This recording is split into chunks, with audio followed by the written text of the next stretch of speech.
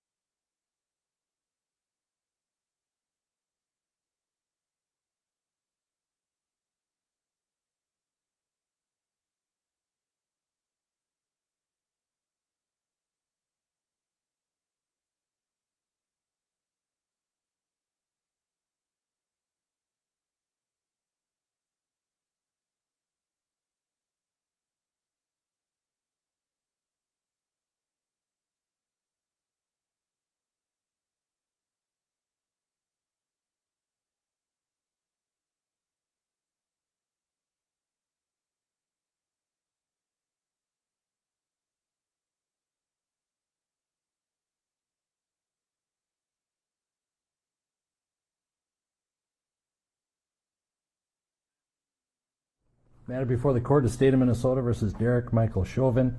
District Court file number is 27 CR 20-12646. Matters on for sentencing. Counsel, note your appearances beginning with the state. Good afternoon, Matthew Frank, Assistant Attorney General on behalf of the state. Good afternoon, Your Honor. Jerry Blackwell from the state of Minnesota. Good afternoon, Your Honor. Steve Slisher on behalf of the state of Minnesota. Your Honor, Keith Ellison, Attorney General on behalf of the state of Minnesota. And for the defense. Good afternoon, Your Honor. Eric Nelson and Amy Voss appearing on behalf of Mr. Chauvin. Thank you. We are still, for all those attending, under somewhat modified COVID restrictions, so we are asking that everyone keep their masks on unless they are speaking.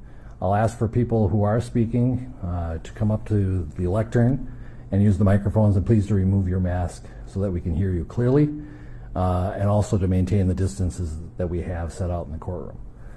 With that, we'll proceed first with the state. Mr. Blackwell, you may proceed with victim input.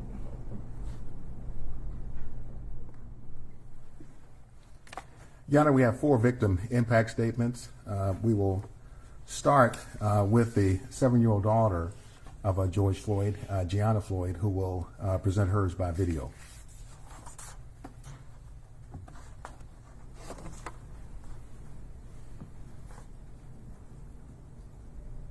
What do you miss most about your daddy? Well, I ask about him all the time. And that's kind of it. Yeah. Well, when you ask about him, what are you asking about? Well, I was asking, how did my dad get hurt? Do you wish that he was still here with us? Yeah, but he is. Through his spirit? Yes. Yes. And when you see your daddy again one day, what do you want to do when you see him? I want to play with him. What kind of games do you want to play with him? I want to play with him, have fun, go on a plane ride, and that's it. Yeah. We used to have dinner meals every single night before we went to bed. My daddy always used to help me brush my teeth. Oh. Do you miss him helping brush your teeth? Yes. How do you hope that the world remembers him? Well, they help him because those mean people did something to him. Yeah. If you could say anything to your daddy right now, what would it be? It would be, I miss you and I love you. All right. Thank you, Gianna. I really appreciate you answering questions today. That was Gianna Floyd. Your Honor, next we'll hear from the nephew of George Floyd, Brandon Williams. Mr. Williams.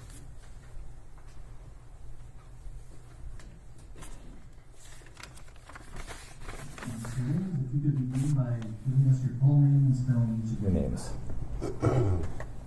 Brandon Williams, BRANDON WILLIAMS. Thank you. You may proceed.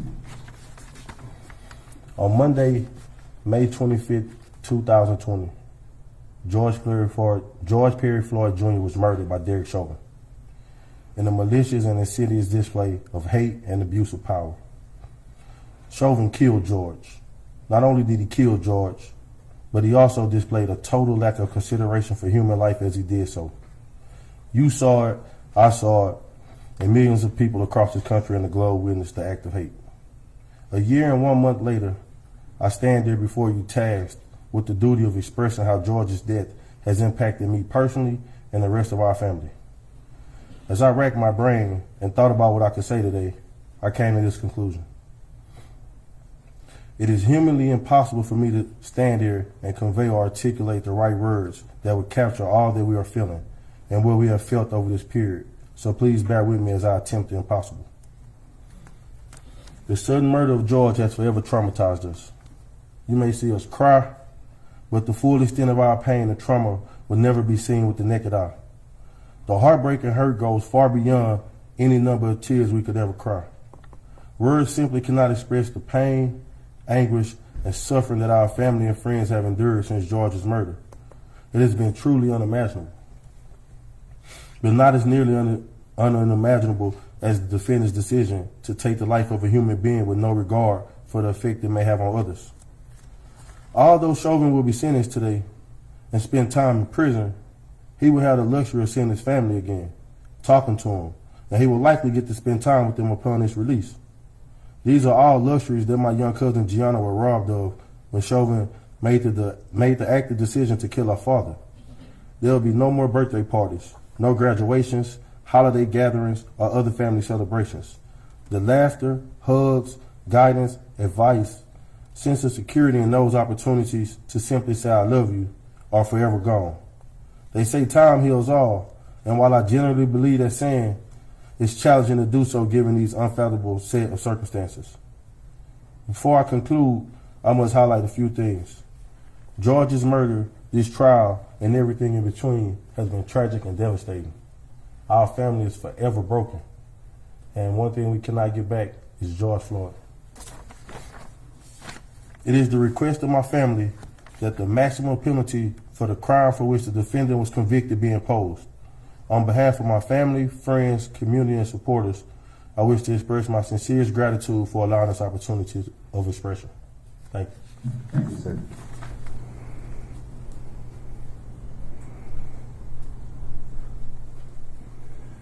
Your Honor, just for the record, this wonderful lady standing here is a Hennepin County victim advocate. Ms. Boswell is well known to the court. Yes, thank you, Judge. And so, Your Honor, we'll next hear from the brother of George Floyd, Mr. Terrence Floyd.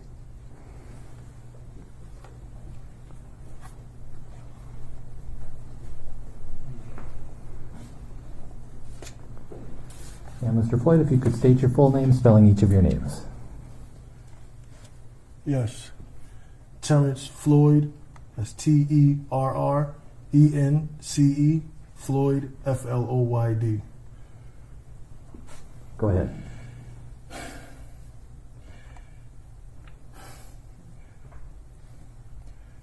I'm here representing my brother. I'm from New York.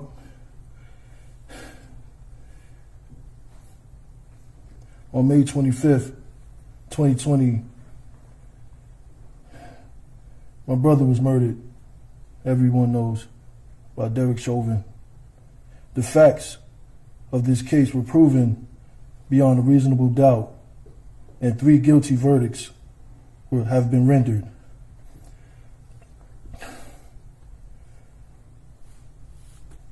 This situation has really affected me and my family.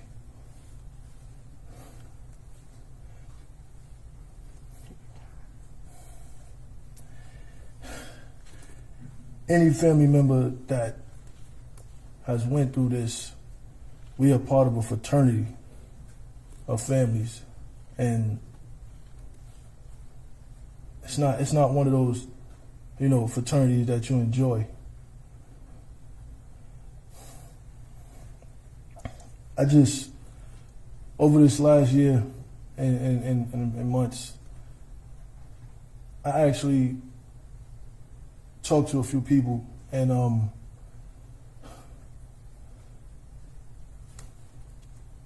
I wanted to know from the man himself, why?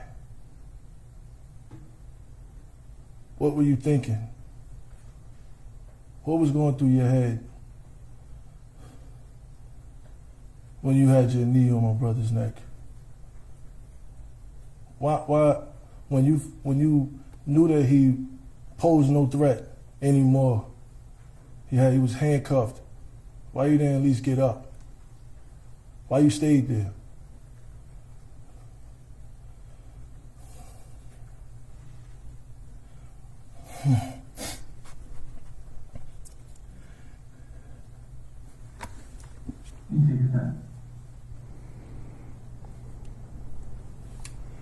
A month before my brother was murdered, I was on the phone with him, and we had a long conversation. And as I looked at the video of my niece, the last conversation me and my brother had was he wanted to have play dates. He wanted to plan play dates with Gianna and my daughter. And we started setting it up. That can't happen. And I have to, my daughter's still young, but I still have to explain to her because this is history. This is a case everybody knows about. So she's gonna find out, and I'm gonna have to explain that to her. And I think that's, to me, harder than even just standing here, that I have to talk to my daughter and tell her, you know, about her niece, about her uncle, about the situation. That's basically reliving it all over again, years down the line.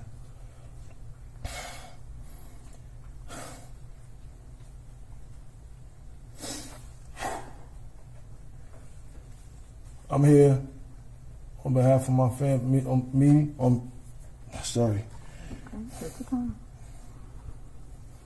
behalf of me and my family, we seek the maximum penalty. We don't want to see no more slaps on the wrist. We've been through that already. In my community, in my culture, we've been through that already. Smacked on the wrist. No. Because if it was us, if the roles was reversed, there wouldn't be no case. It would have been open and shut. We'd have been under the jail for murdering somebody. So we asked for that same penalty for Derek Chauvin. Thank you. Thank you, sir.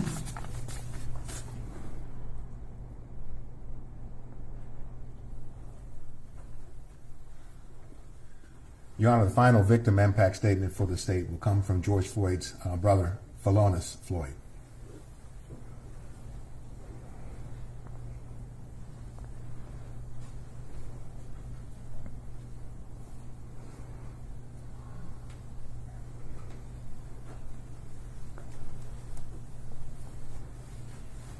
And sir, if you could begin by giving us your full name and spell each of your names, and I have permitted you to use your phone because you have notes on it, is that correct? Yes, sir. All right, and you may proceed when you're ready. Giving us your full name first. Philonise Floyd, spelled Philonise, last name Floyd, Floyd. And you may proceed.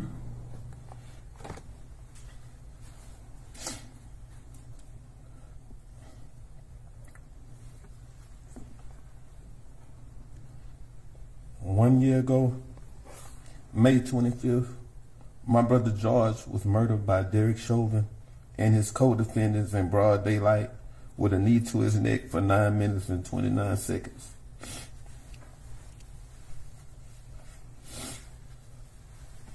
I was a trucker, and immediately my life changed forever. I began to speak to the world for George from the United Nations, Africa, Canada, Japan, and so many other countries. Every day, I have begged for justice to be served, reliving the execution of George, while others begged and pleaded for Officer Chauvin to simply just allow George to take a breath. I haven't had a real nice sleep because of the nightmares I constantly have hearing my brother beg and plead for his life over and over again. Even saying, "They're going to kill me. Please, officer." Screaming for our mom. I have had to sit through each day of Officer Derek Chauvin's trial and watch the video of George dying for hours over and over again. For an entire year, I had to relive George being tortured to death every hour of the day, only taking naps and not knowing what a good night's sleep is anymore. I've been lifting my voice tirelessly every day so that George's death will not be in vain. Honorable Judge Peter Cahill, I thank you for allowing me to share this today. George's life mattered. So my family and I, most of all, my niece, Gianna.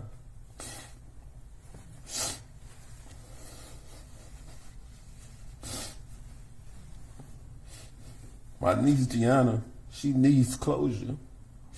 I'm asking that you please find it suitable to give Officer Chauvin the maximum sentence possible, charge that he has been found guilty for. My family and I have been given a life sentence. We will never be able to get George back.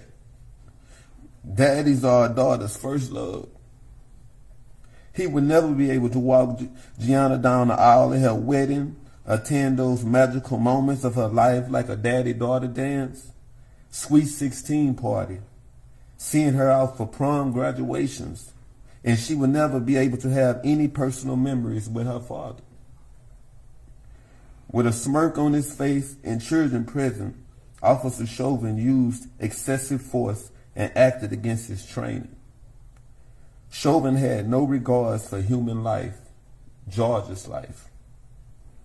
I stand before you today asking you to please help us find closure by giving Chauvin the maximum sentence possible, making sure he does his time consecutively without the possibilities of parole, probation, or getting out early for good behavior. Thank you. Thank you, sir.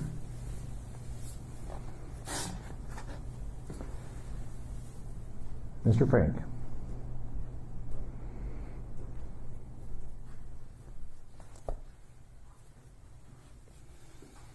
Thank you, Your Honor. Here today, of course, for sentencing, gives us an opportunity to speak about other matters that I think are involved in sentencing and where we are in the criminal justice system in the processing of this case. As a member of an elected office representing the people of the state of Minnesota, as well as the people of the local community, I want to say a couple of things.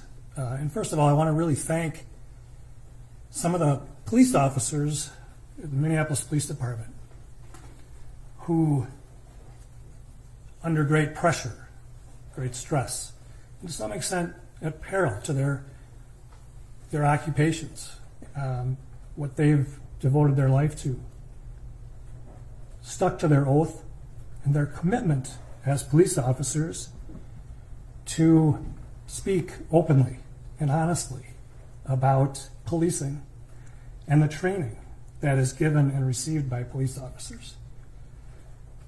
Those officers didn't hide behind a blue wall. They came forward.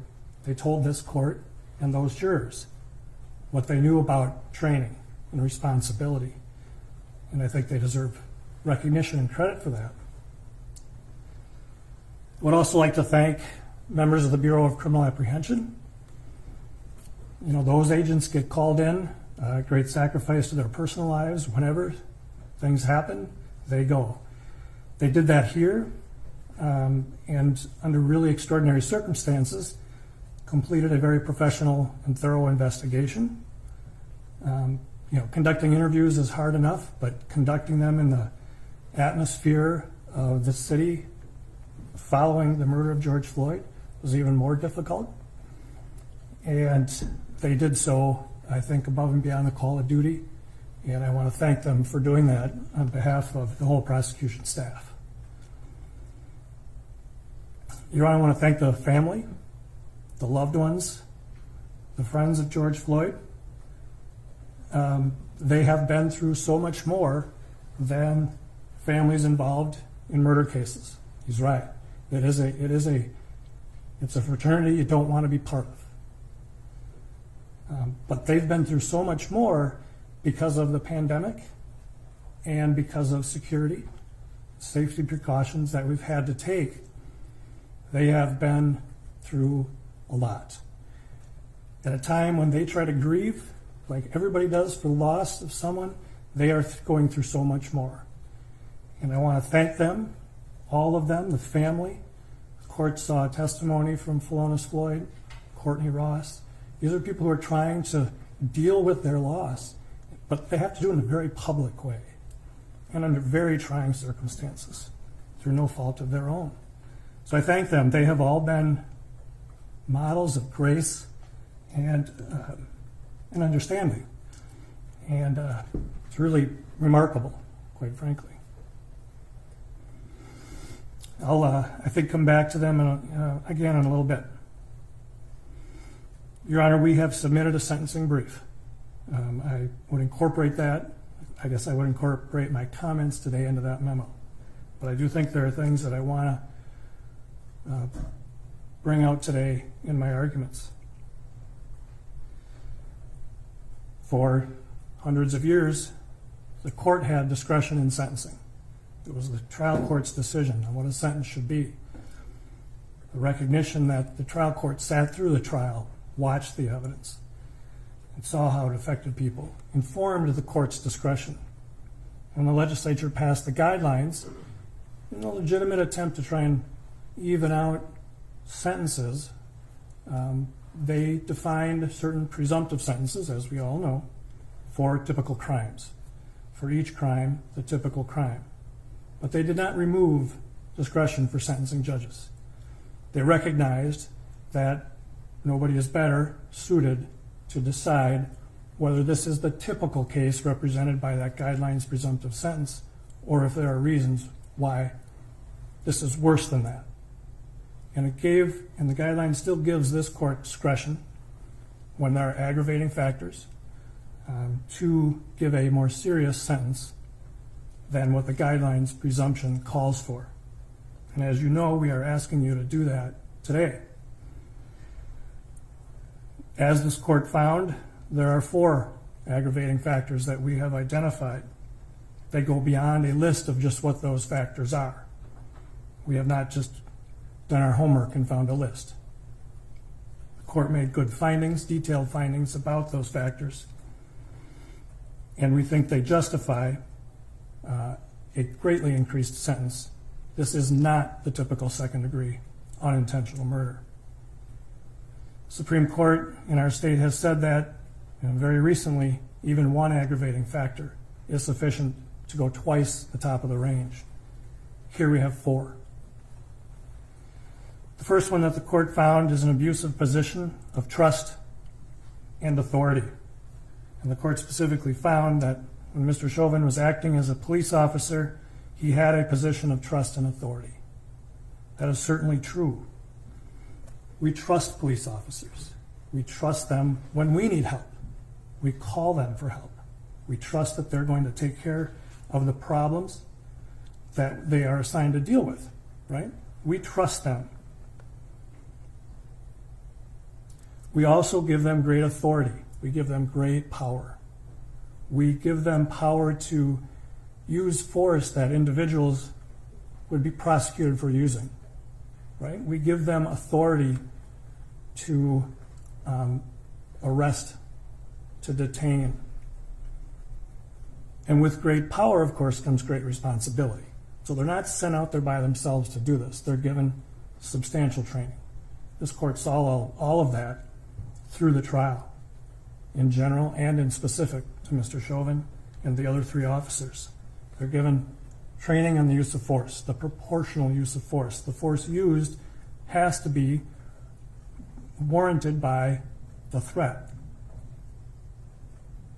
They're given training on de-escalation because we recognize that police officers are called in when people are not having their best day, when people might be affected by mental illness, drug abuse, any number of issues. They're just having a bad day, and they're trained for that and should be.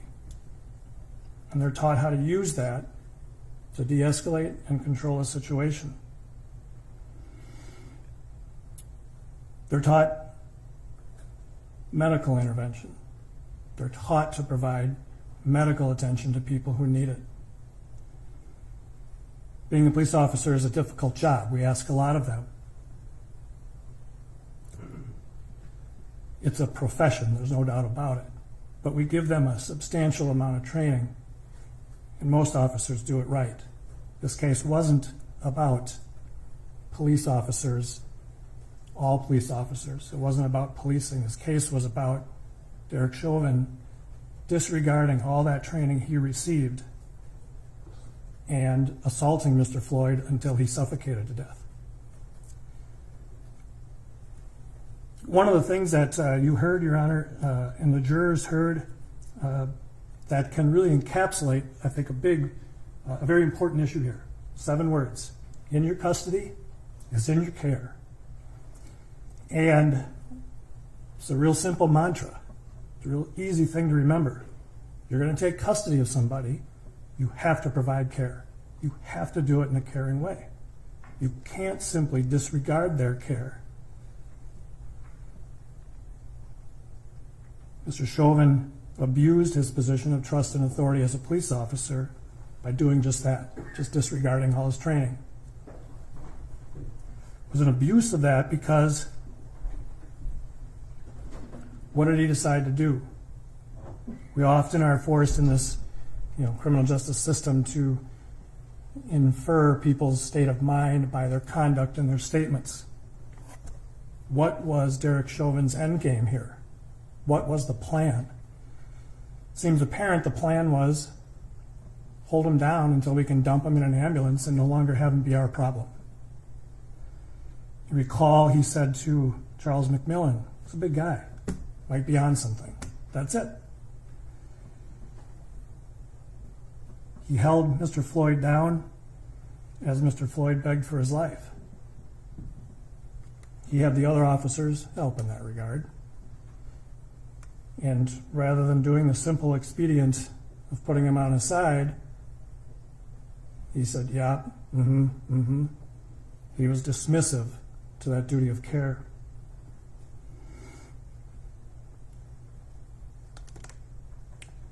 We trust that arrestees will be treated with respect, reasonable force, and that their medical needs will be addressed. I'm paraphrasing from the court's findings. That trust was violated. We trust that they will use their authority reasonably, and this was a particularly egregious abuse of that force. Again, paraphrasing the court's findings.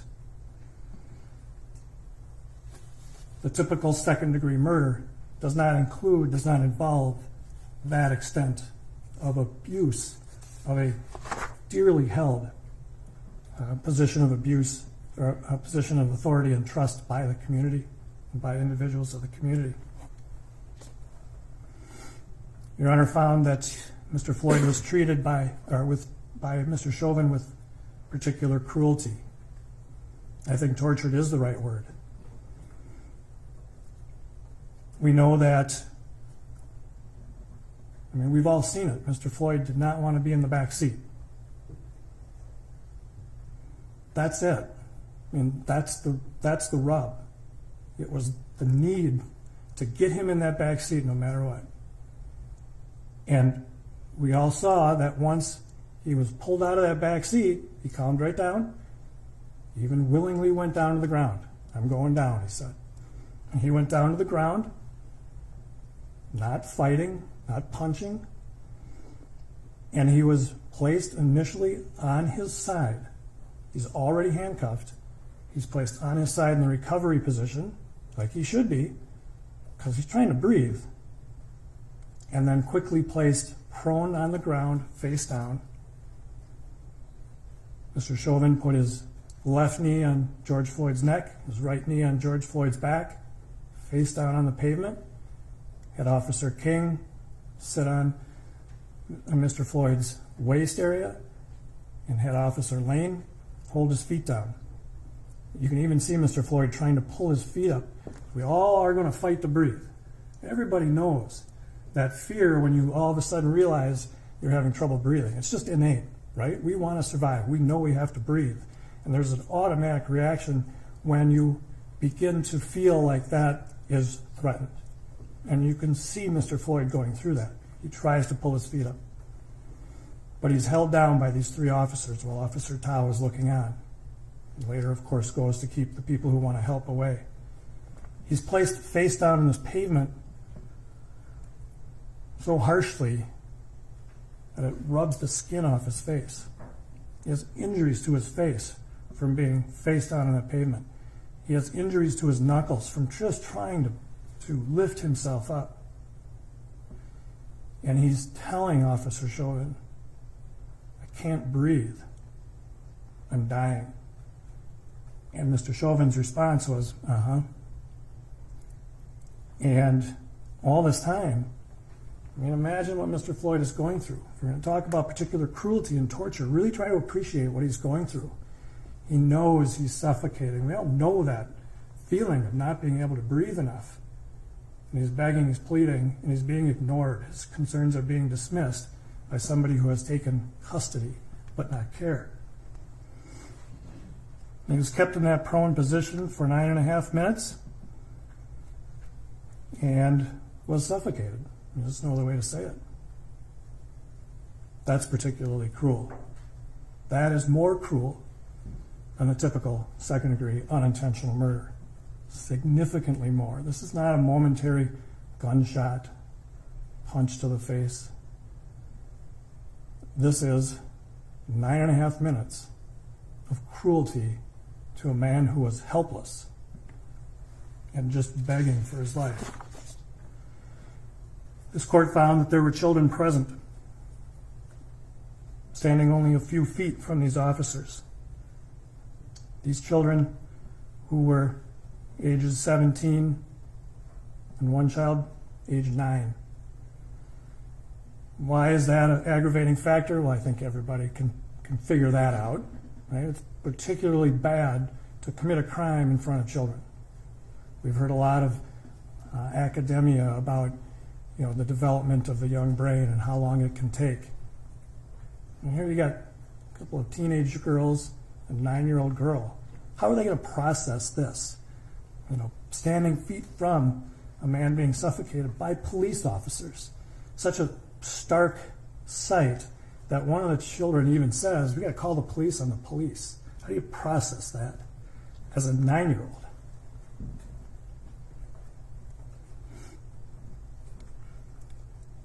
The children were not only present watching a man die. We've all seen, if you haven't, you really need to. Look at George Floyd's face. As he's dying, he's suffering. The children have to watch this. But not only that, it's police officers, and there are people around them wanting to help. And at one point, and sure, they got upset. And at one point, Mr. Chauvin points his mace, grabs his mace to keep him back. How does a child look at that? There's another officer screaming at them to get back. The typical second-degree unintentional murder doesn't involve children standing feet away watching a 9.5 minute suffocation of a man begging for his life.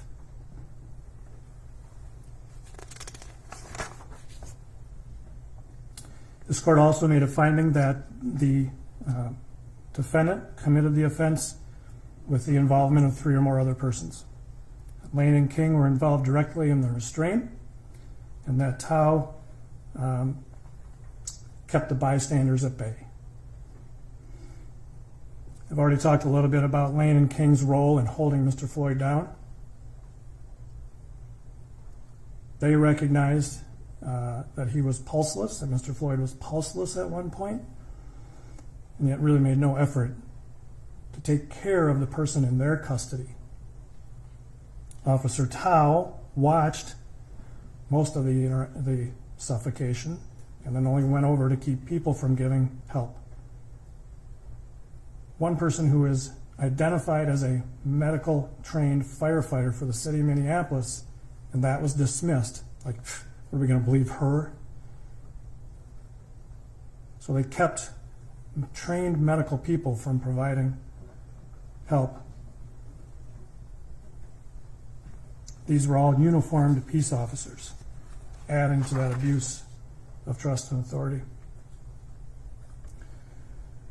I know the defense has asked the court for probation.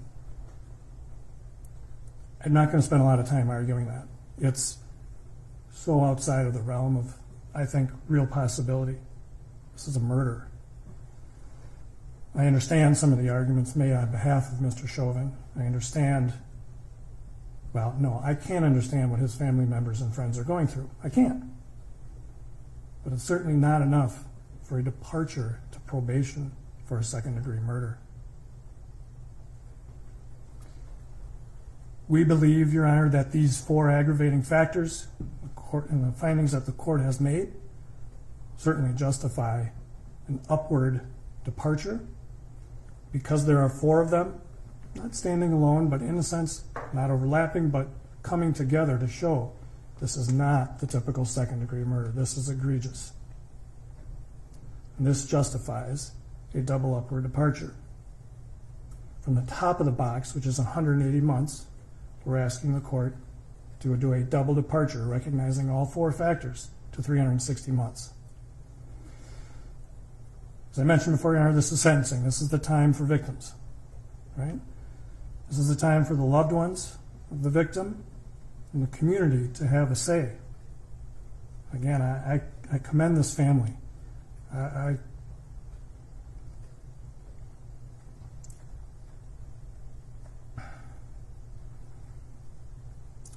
commend all of the loved ones, the friends, the people that have been involved in this case for tolerating and being gracious.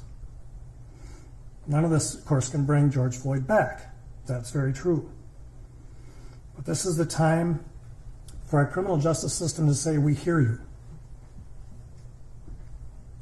This is the time for their criminal justice system to say, we recognize that this harm you're going through is real, and while we can't feel what you're feeling, we know we can do what your criminal justice system should do and recognize the severity of this crime and reflect that in the sentence to be given.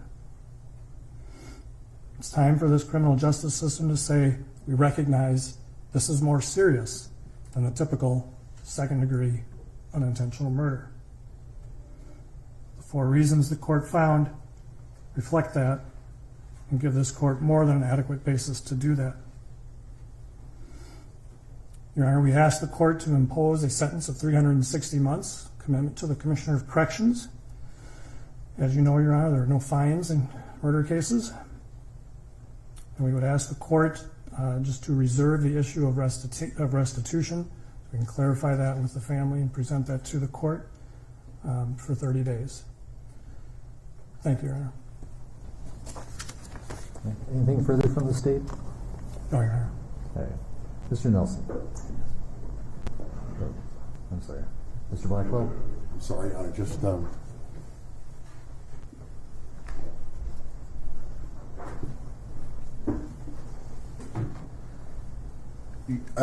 thank you, Your Honor. Your Honor, at this time, the defendant's mother, Carolyn Palenti, would like to address the court. If you could state your full name, spelling each of your names, and proceed when you're ready. Carolyn, C-A-R-O-L-Y-N, Palenti, P-A-W-L-E-N-T-Y.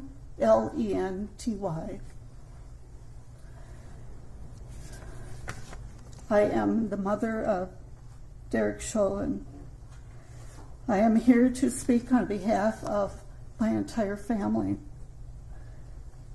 On November 25th, 2020, not only did Derek's life change forever, but so did mine and my family's. Derek devoted 19 years of his life to the Minneapolis Police Department. It has been difficult for me to hear and read what the media, public, and prosecution team believe Derek to be an aggressive, heartless, and uncaring person. I can tell you that is far from the truth. My son's identity has also been reduced to that as a racist. I want this court to know that none of these things are true and that my son is a good man. Derek always dedicated his life and time to the police department. Even on his days off, he would call in to see if they needed help. Derek is a quiet, thoughtful, honorable, and selfless man. He has a big heart, and he always has put others before his own. The public will never know the loving and caring man he is, but his family does. Even though I have not spoken publicly, I have always supported him 100% and always will. Derek has played over and over in his head the events of that day. I've seen the toll it has taken on him. I believe a lengthy sentence will not serve Derek well. When you sentence my son, you will also be sentencing me.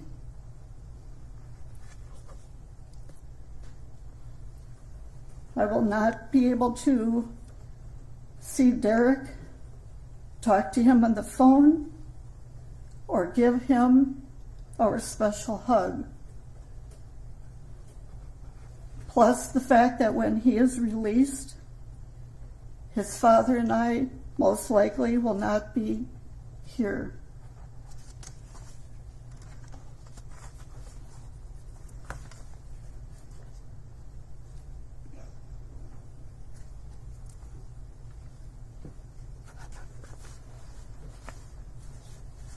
Derek, my happiest moment is when I gave birth to you. And my second is when I was honored to pin your police badge on you. I remember you whispering to me, "Don't stick me with it." Derek, I want you to know I have always believed in your innocence, and I will never waver from that. I have read numerous letters from people around the world that also believe in your innocence.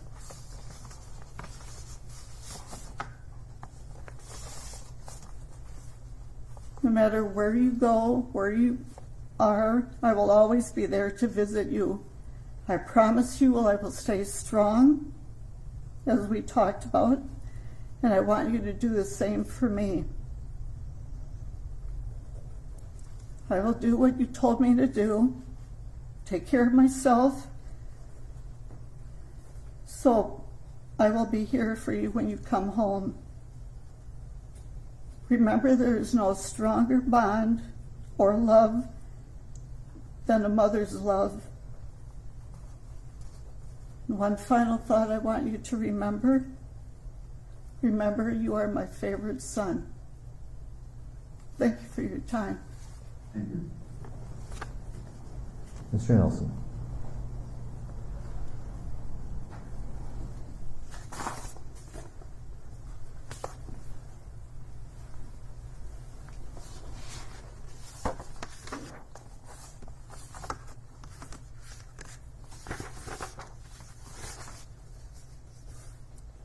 Thank you very much, Your Honor.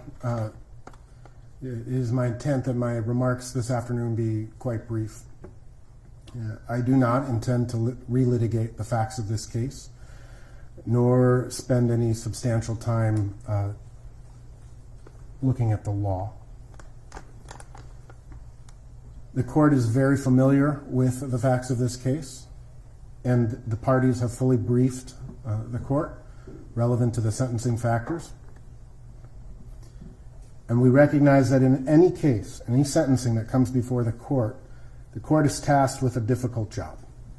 The court must craft a sentence that serves the interests of justice, a rather nebulous term. The court must take into consideration the victim impact, public interest, as well as the circumstances and the history of the defendant.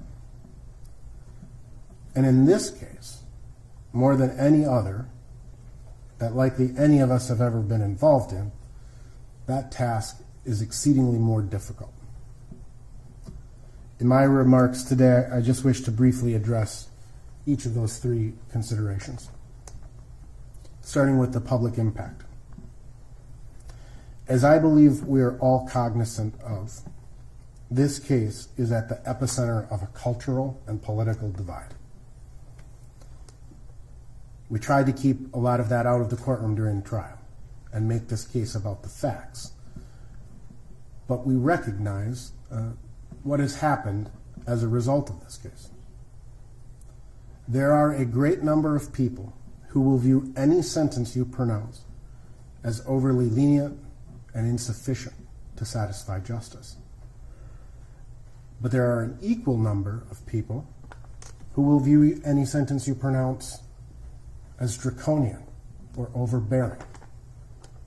Either way, some percentage of the public will view your sentence as a miscarriage of justice. The intensity of the public interest in this case cannot be understated. I trust that the volume of correspondence that each of us has received from the public at large is indicative of these very sentiments on both sides.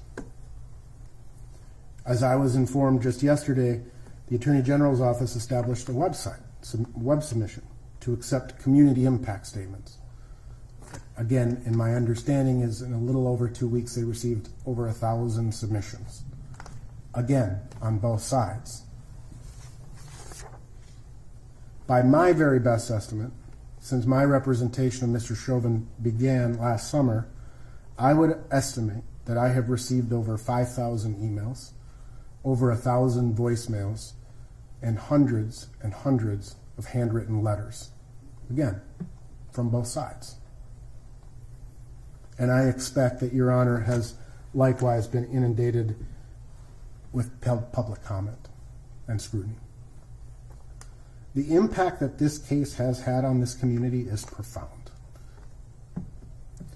It goes far beyond what happened on May 25th of last year.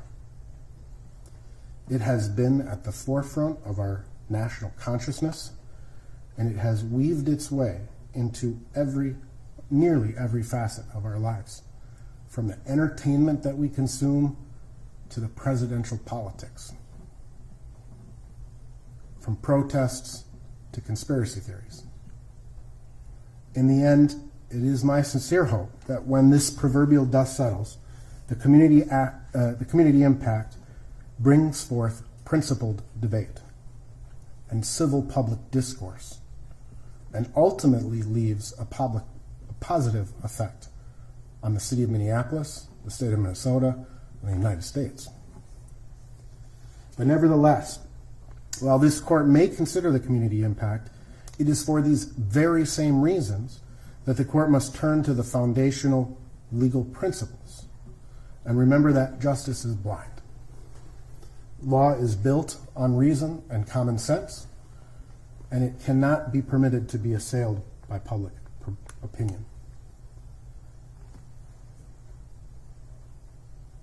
Turning to the second consideration, which is the victim impact, the death of George Floyd. The death of George Floyd was tragic.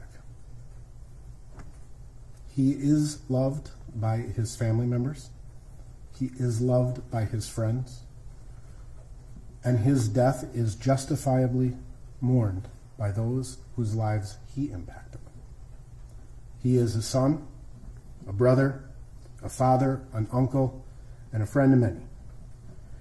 And as the court heard today, the impact and the loss of his life, simply just, it can't be simplified. And it will take time. Finally, Your Honor, the court must take into consideration, just like it has to take into consideration the aggravating factors, it needs to take into consideration the mitigating factors. And the mitigating factors as set forth by the sentencing guidelines really point to the TROG analysis, essentially, ultimately in this case. We're not going to spend a lot of time, again, arguing for a probationary sentence. That's briefed. But that being said, when we look at the TROG factors, Who is Derek Chauvin? Derek Chauvin spent 19 years as a Minneapolis police officer. He loved being a police officer. I was contacted during the course of my representation and have had numerous conversations with his fellow police officers or fellow police officers that worked with Derek, some retired, some still active. And they told me that he was a solid police officer, that he did his job, that if somebody asked him to do a particular task, he never complained, he did it. One person told me that one of his sergeants told me that if I had asked him to dig a ditch for 8 hours, he would have picked up a shovel and he would have never complained for a second. He would have done his job. He was decorated as a police officer. Multiple life-saving awards. He was decorated for valor. He was proud to be a police officer because what he liked to do was help people. And as the statistics show, the vast majority of police work is helping people.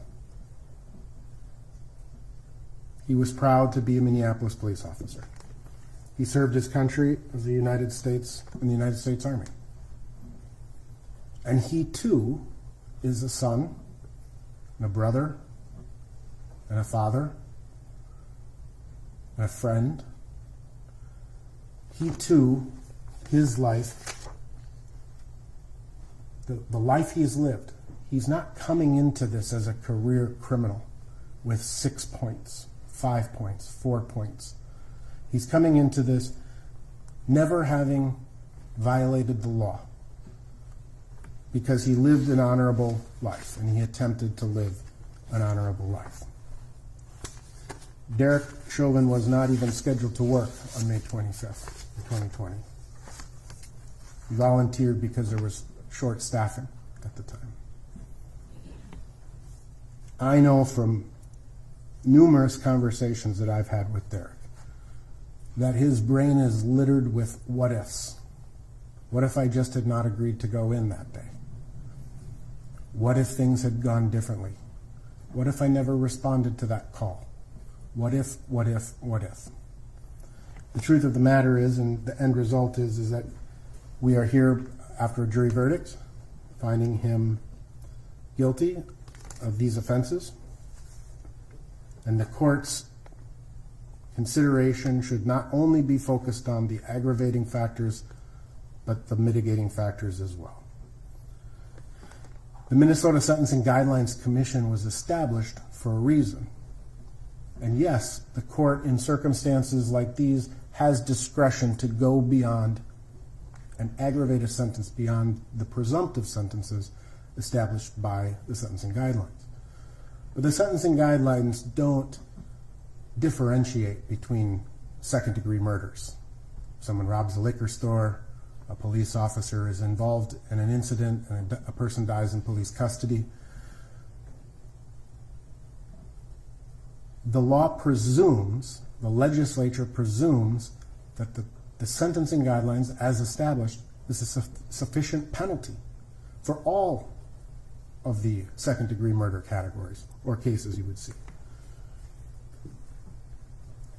From 2019 back to 2010, a total of 90 people were sentenced for second-degree murder.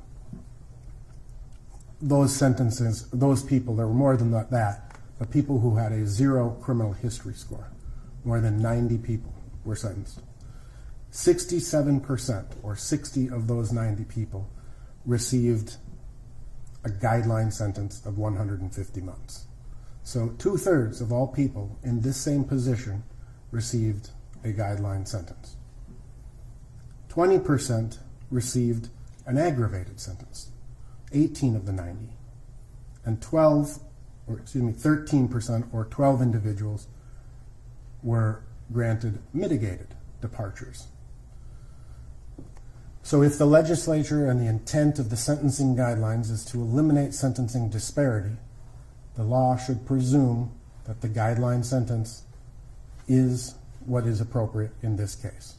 Judge may take You may take into consideration at this point those aggravating factors, but you have to counterbalance them, which is the goal of the law, with the mitigating factors. I know that this has been an incredibly difficult case for the Floyd family to have to endure. The state of Minnesota, likewise, prosecutors in this case have endured quite a bit, as has Mr. Chauvin's family. This is a case that has changed the world to some degree, and I hope it's positive. But it's my hope that the court follows the sentencing guidelines, applies the law in a reasoned manner, and imposes a just sentence. Actually, Mr. Chauvin, would you join Mr. Nelson at the lectern?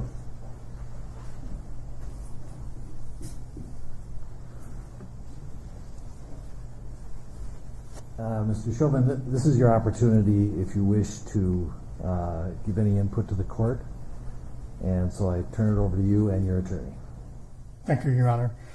At this time, due to some additional legal matters at hand, I'm not able to give a full formal statement at this time.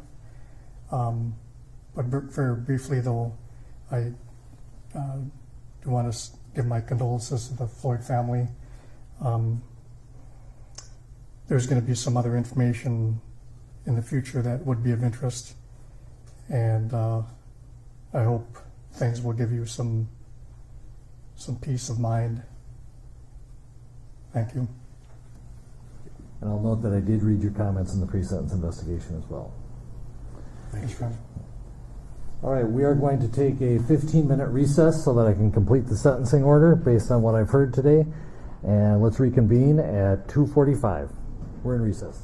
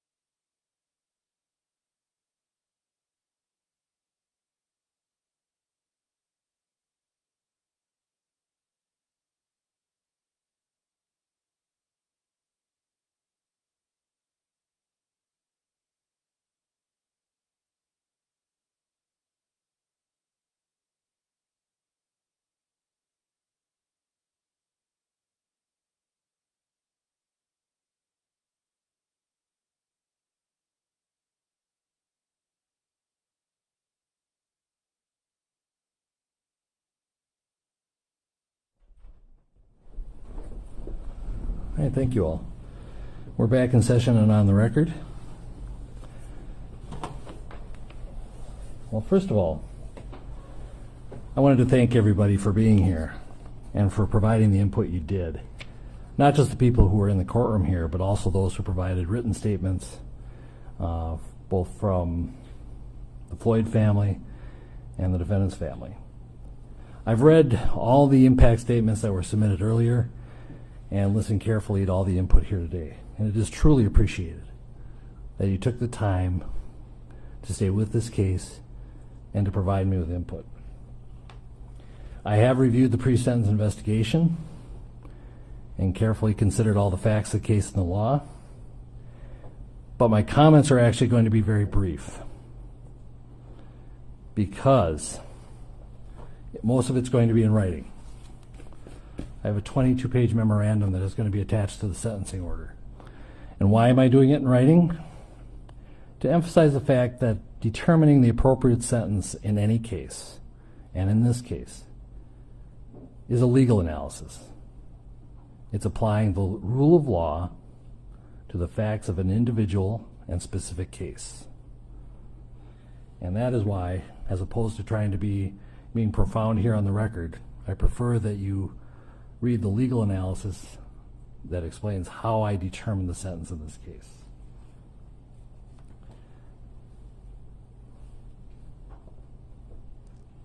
What the case is, or what the sentence is not based on, is emotion or sympathy.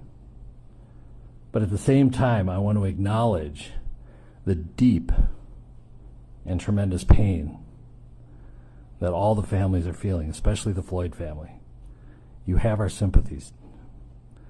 And I acknowledge and hear the pain that you are feeling. I acknowledge the pain not only of those in this courtroom, but the Floyd family who are outside this courtroom and other members of the community. It has been painful throughout Hennepin County, throughout the state of Minnesota, and even the country. But most importantly, we need to recognize the pain of the Floyd family. I'm not going to attempt to be profound or clever because it's not the appropriate time. I'm not basing my sentence also on public opinion. I'm not basing it on any attempt to send any messages. A trial court judge, the job of a trial court judge is to apply the law to specific facts and to deal with individual cases. And so, Mr. Chauvin, as to count 1, based on the verdict of the jury, finding you guilty of unintentional second-degree murder while committing a felony under Minnesota Statute 609.19 subdivision 2 paren 1, it is the judgment of the court that you now stand convicted of that offense. Pursuant to Minnesota Statute section 609.04, counts 2 and 3 will remain unadjudicated as they are lesser offenses of count 1. As sentenced for count 1, the court commits you to the custody of the Commissioner of Corrections for a period of 270 months. That's 270. That is a 10-year addition to the presumptive sentence of 150 months. This is based on your abuse of a position of trust and authority, and also the particular cruelty shown to George Floyd. You are granted credit for 199 days already served. Pay the mandatory surcharge of $78 to be paid from prison wages. You're prohibited from possessing firearms, ammunition, or explosives for the remainder of your life. Provide a DNA sample as required by law. Register as a predatory offender as required by law. And then you will receive a copy of the order and also the attached memorandum explaining the court's analysis. Anything further from the state? If this needs to be said, we just ask that it be executed forthwith. Defendant is remanded to the custody of the sheriff to be transported back to the DOC or whichever custody is currently holding him. Anything for the defense? No, Your Honor. All right. Thank you. We are adjourned.